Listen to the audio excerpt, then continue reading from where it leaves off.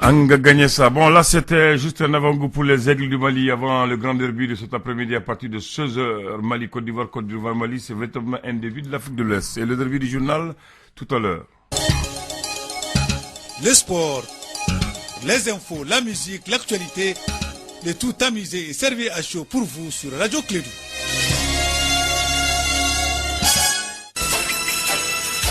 Radio Clédou, le journal avec Sotelma Malitel. Oui, vous l'avez entendu, le journal de Radio Clédou est sponsorisé par la Sotelma Malitel. Bienvenue à vous tous, mesdames et messieurs. C'est avec un léger retard que nous allons démarrer ce journal. Une présentation de Aruna Tidjaniba. Aruna, bonjour et bienvenue. Merci Abdoulaye Andan, bonjour à tous. Le Premier ministre Boubou Sissi en fin de mission dans la 5e région. Les cercles de Douanza marquent la fin de ces 5 jours. À Mopti, 3000 à 4000 soldats sont attendus sur les terrains. Le groupement professionnel des agences de communication s'agrandit de 36 à sa création. Il compte aujourd'hui 87 agences. On l'a appris lors de la 9e session de son assemblée générale. Le marché Comesdlec adopté, c'est la zone de libre-échange économique du continent africain. 30 chefs d'État étaient présents à Niamey lors de l'adoption hier dimanche au soir. L'Agence nationale de sécurité routière en patrouille contre les mauvaises habitudes sur les routes nationales. Ils étaient ce week-end sur les axes Bamako-Ségou et Bamako-Sikasso pour les contrôles de vitesse. Vous attendrez le directeur général en fin d'édition. Ce sont les titres. Arounaba pour le développement.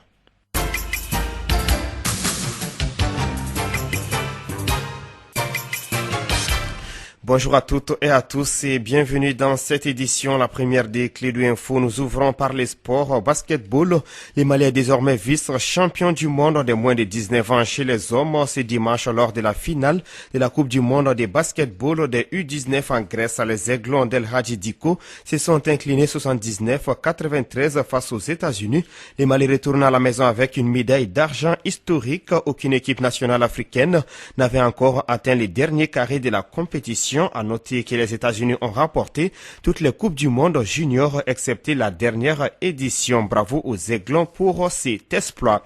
Et puis la CAN Égypte 2019 ne cesse de surprendre au compte des huitièmes de finale. Vendredi, le Maroc s'est fait éliminer par le Bénin au tir au but après un nul 1-1 à la fin du temps réglementaire.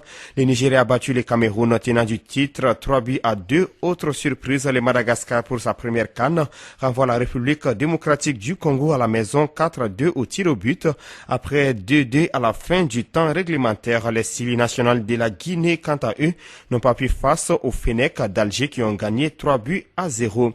Au programme cet après-midi, les Aigles du Mali affrontent la Côte d'Ivoire à 16h temps universel et à 19h les Ghana en découp avec la Tunisie. Les gros plans de l'actualité sportive, c'est à partir de 7h50 sur Radio Clédou.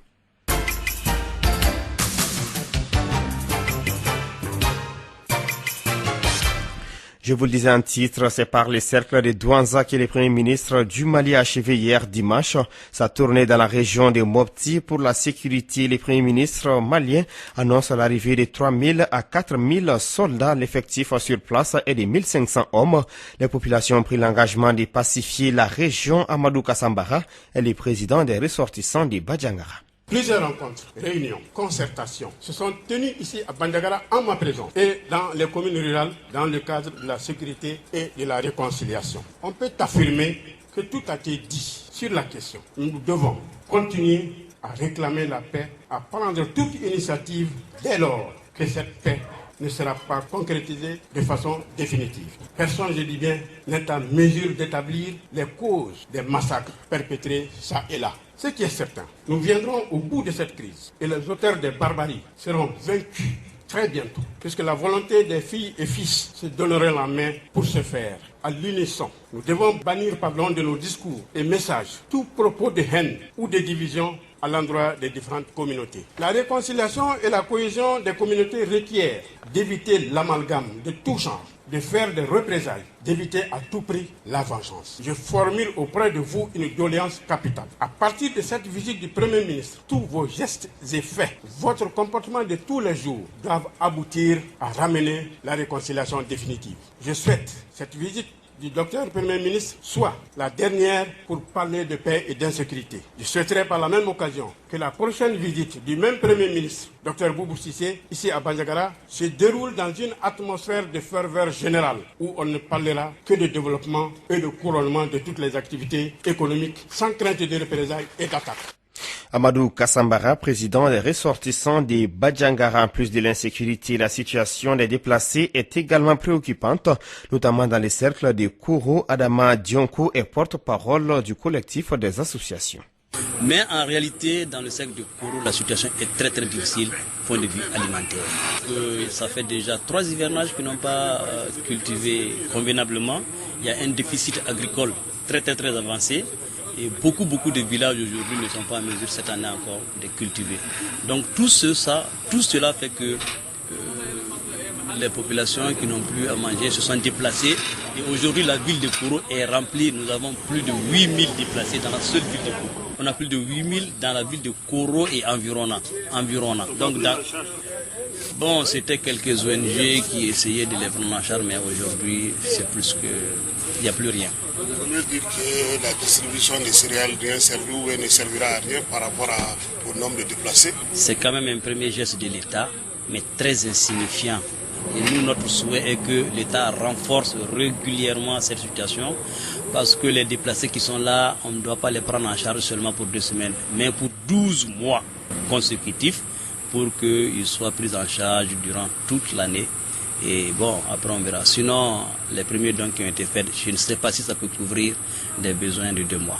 Mais c'est un premier bon geste quand même qu'on peut saluer. Adama Djonko, porte-parole du collectif des associations de Kourou lors de la conférence des cadres de Badjangara.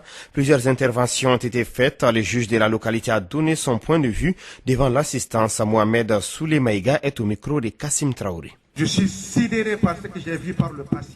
Parce que quand je vois ces 2 communautés s'affronter et à la limite de la curiosité s'égorger, la question était de se poser dans quel Mali on est en train d'évoluer. Et c'est pour vous dire, le vieux l'a dit, on ne peut pas réussir la paix dans le mensonge. Il faut se dire la vérité. Il faut se dire la vérité à tous les niveaux. Ceux qui sont à la base de ce truc-là sont connus, ils sont des Maliens et ils ne sont pas inaccessibles.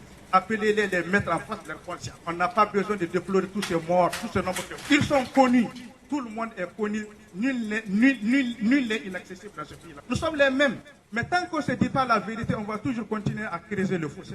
Il faut dire la vérité et c'est dans ça qu'on peut réussir cette paix-là. Au moins, esquive un début de solution au problème. Il ne s'agit pas de faire le pyromane. On n'avait pas besoin de tout ça si on avait anticipé. Et ce que je veux dire à l'intention de nos gouvernants, aujourd'hui on se pose la question, le Mali est jugé comment? En ce sens qu'on n'a pas la capacité d'anticiper sur les événements. Ça c'est grave. On a des militaires qui sont sortis de toutes les grandes écoles du monde. On a des cadres de toutes qui sont sortis. Il n'y a pas une école meilleure au monde où un Malien n'est pas sorti. Mais pourquoi on est à ce niveau?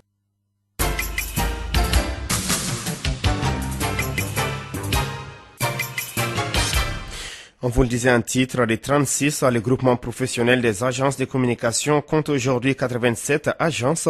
Le GEPAC a tenu en fin de semaine sa 9e assemblée générale. Cette organisation vise à promouvoir et à protéger les intérêts de ces agences membres vis-à-vis des pouvoirs publics et organisations diverses à caractère officiel, privé ou syndical. Astan Diawara, reportage. Le groupement professionnel des agences de communication GEPAC, qui est la fêtière, a pu mettre de l'ordre dans l'exercice de leurs fonctions. Amadou Moustapha Diop, président sortant du GEPAC. Quand nous avons créé le GEPAC en 2010, c'était sur la base d'un certain nombre de constats. Il n'y avait pas de loi, sinon la loi de 1982 ne correspondait plus à la réalité de l'exercice de notre profession. Donc nous sommes mis ensemble pour créer un groupement professionnel qui avait pour objectif de défendre les intérêts de la profession. Donc le premier challenge qu'on avait, c'était de faire voter une loi qui va réguler le secteur. Vous savez que dans toute activité, quand il n'y a pas de loi, quand l'activité n'est pas régulée, c'est ce qu'on appelle l'informel. Donc nous voulions sortir de cette forme d'informel entre guillemets pour pouvoir exercer dans de bonnes conditions. Et cela est un acquis aujourd'hui. C'est Selon le président du patronat, Mamadou Sensi Koulibaly, de nos jours, la communication est devenue transversale et il faut digitaliser les agences de communication pour combattre l'informel. Ceci dit, je vous invite à œuvrer afin que vous soyez unis toujours. Unis pour la profession, unis pour la défense de la profession, unis pour réussir dans vos entrées. Pour combattre cela, à se battre pour que le régulateur fasse son travail. Ce qu'on appelle chez nous l'informel va gagner du terrain de jour en jour. Même à accompagner votre ministère de tutelle pour digitaliser vos relations avec ce département, pour une transparence totale entre vous et le département de tutelle. Le GEPAC peut se prévaloir de plusieurs acquis en vue de la réglementation du secteur de la publicité au Mali. Yaya Sangaré, ministre de la Communication. Permettez-moi, à l'entame de mes propos, de féliciter et de saluer le groupement professionnel des agents de communication pour la tenue régulière de ces instances statutaires qui symbolisent le sérieux et le professionnalisme de l'organisation. Je viens de prendre à mon tour la décision qui met en place la commission chargée de conduire cette réforme importante du secteur.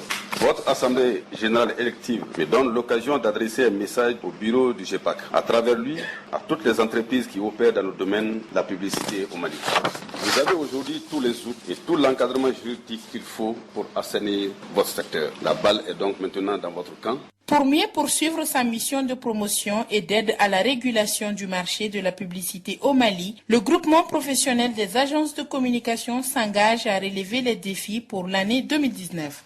Merci Astan Diawara. À l'issue des travaux, Sidi Danyoko prend les commandes du GEPAC pour les 3 prochaines années. Les nouveaux bureaux s'engagent à consolider les acquis du bureau sortant. Un nouveau kit de l'ONG RAS Dakar qui utilise les médias pour véhiculer les messages. Ce kit a pour objectif de susciter un changement de comportement au sein de la communauté. Le projet est financé par les Nations Unies sur fonds français Muskoka. Après une formation des animateurs communautaires à l'utilisation de ces kits pédagogiques, une réunion du comité technique dénommée C'est la vie s'est tenue ce week-end à l'OMS antenne du Mali. On écoute la chargée de projet C'est la vie Kadiatoussou au micro de Fanta Diakité. C'est un kit qui est très complet, qui permet à l'animateur d'avoir des idées de questions, des idées de réponses, de savoir comment est-ce qu'on manage un grand groupe pour l'éducation par le divertissement. On a également un deuxième volet du kit qui sera plus au niveau des radios communautaires ou alors des radios nationales ou privées. C'est le guide radio qui permet de créer une émission radiophonique sur la base de C'est la vie. Vous savez, C'est la vie, c'est la série télé, mais on a également le feuilleton radiophonique qui comprend 31 épisodes et qui a été traduit en langue bambara en collaboration avec UNFPA Mali et le CINEX. Alors ce guide radio reprend un peu toutes les questions à poser, comment animer une émission, à quel moment l'animateur doit mettre la musique, quelles sont les thématiques qui correspondent. Et pour finir, le kit pédagogique se compose également d'un coffret éducatif qui a 7 ateliers thématiques et qui permettent ensemble d'agir sur les grossesses des adolescentes. Mais quelles sont les thématiques qui seront débattues parce que jusque-là, vous n'avez pas parlé de ces thématiques. Les thématiques sont la planification familiale et la contraception, la sexualité, tout ce qui est consentement, réciprocité et respect, les violences sexuelles, la puberté, reproduction et le mariage d'enfants. Et il faut dire qu'on a développé nos ateliers à l'intention des parents et également à l'intention des adolescents. À l'issue de cette formation, les animateurs qui sont venus de la région de Sikasso seront outillés en kit pédagogique. Ils vont recevoir des exemplaires du kit afin qu'ils puissent déployer des activités. Et au-delà de ça, aujourd'hui, on a tenu une rencontre d'un comité technique C'est la vie qui va être un ensemble d'ambassadeurs C'est la vie pour permettre de mener des activités en utilisant les outils. Chacune de ces structures seront également équipées en kit pédagogique pour aller sur le terrain. Kadiatoussou, chargé de projet C'est la vie, des propos recueillis par Fanta Diakité. Il est 7h passées de 15 minutes à Badougou Djoliba, 1 heure de plus à Niamey. Sans transition actualité internationale, la zone de libre-échange économique continentale a été mise sur les rails ce dimanche soir dans la capitale nigérienne. À l'occasion d'un sommet extraordinaire de l'Union africaine, 32 chefs d'État ont fait les déplacements pour la naissance de la ZLEC, les marchés communs africains. Les chefs d'État et le gouvernement ont donc officiellement lancé cette zone de libre-échange et se sont entendus sur certains des instruments à mettre en place pour permettre son fonctionnement, en particulier en ce qui concerne les offres tarifaires en ligne, les systèmes de paiement numérique et l'Observatoire africain du commerce. Le choix d'Accra comme siège du futur secrétariat permanent de cette ZLEC a été validé. Il a également été confirmé que l'application n'entrera en vigueur que dans un an, le 1er juillet 2020. L'Érythrée n'a pas souhaité participer aux négociations négociations sur la mise en place de la zone de libre-échange continentale pour cause d'état de guerre avec l'Éthiopie. Le climat des affaires dans l'Union économique et monétaire ouest-africaine UEMOA a évolué favorablement au terme du mois de mai 2019. Nous l'avons appris à travers les données de la Banque centrale des États de l'Afrique de l'Ouest, BCAO. L'indicateur qui synthétise ce climat des affaires est resté ainsi au-dessus de sa moyenne de longue période, 100 points se situant à 101,2 points en mai 2019. Il a poursuivi la tendance amorcée au cours des 2 précédents mois de 2019, se situant à 102,4 points en avril 2019 et 101,3 points en mars 2019. Selon la Banque centrale des États de l'Afrique de l'Ouest, cela montre une perception optimiste des chefs d'entreprise sur l'évolution de la conjoncture dans l'UEMOA. La Banque africaine de développement salue le financement de 40 millions d'euros octroyés par la Commission européenne à faciliter pour l'inclusion énergétique mise en place par l'institution africaine. Cette initiative a pour but le financement des mini-installations d'énergie renouvelable en Afrique. Vous écoutez Clé de Info.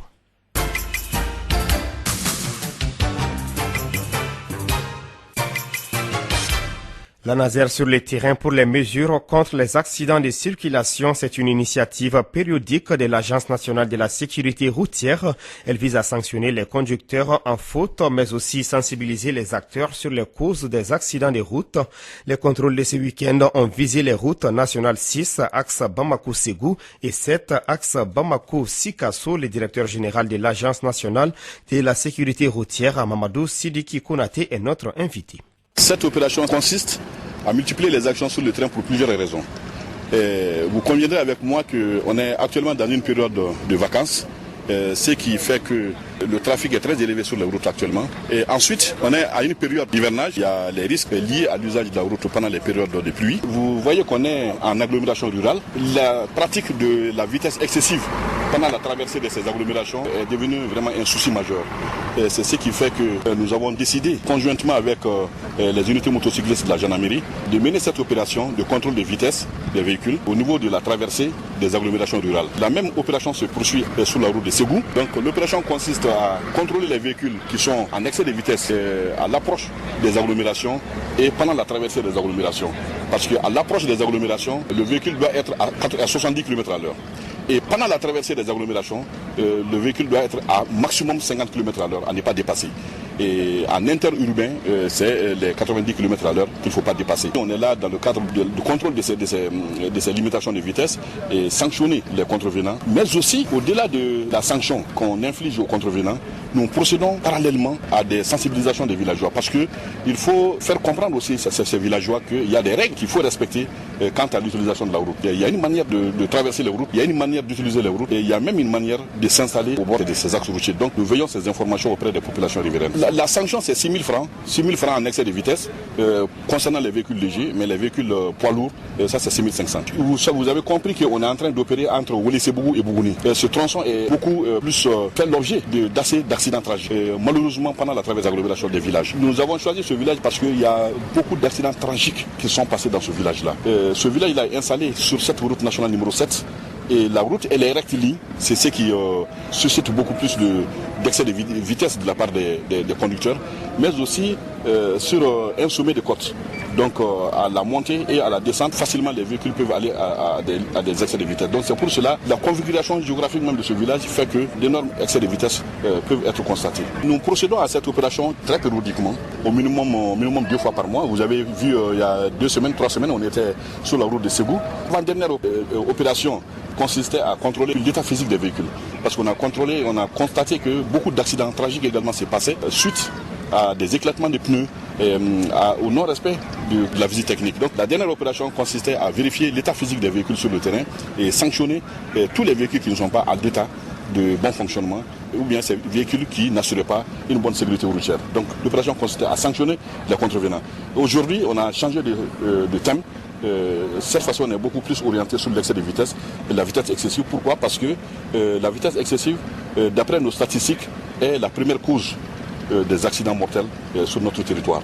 Donc c'est ce qui fait qu'on a orienté l'opération sur le contrôle de la vitesse excessive. Et ce que j'ai constaté, c'est que les usagers sont d'accord avec cette opération-là. C'est ça le plus important. Et chaque usager sanctionné a confirmé d'une manière très volontaire vraiment l'utilité de cette opération-là. Et les usagers ont eux-mêmes compris qu'ils sont en faute. Ils ont reconnu leur faute parce que c'est des questions de vies humaines. Donc ils sont d'accord aussi avec les sanctions. Et au-delà de tout ça, les usagers volontairement ont accepté de faire témoigner leur point de vue, leur avis sur ce genre d'opération pour sensibiliser davantage les autres usagers de la route et pour montrer que cette opération est utile et que nous allons continuer cette opération sur le terrain d'une manière permanente. La prochaine fois, ça peut être sur d'autres thèmes. Demain, ça peut être sur le contrôle d'alcoolémie, ça peut être sur les surcharges de personnes ou bien les surnombres de passagers dans les véhicules. Le directeur général de l'Agence nationale de la sécurité routière, ANASER, Mamadou Sidiki Konaté. C'est la fin de ce journal pendant qu'il est 7h passées de 22 minutes dans les studios Djilibaba Sissoko. Présentation Arunaba avec la complicité technique de Abdoulaye Andan Djité. Juste après ce journal, votre page électe en langue nationale Bambara. Radio Clédou, le journal avec Sotelma Malitel.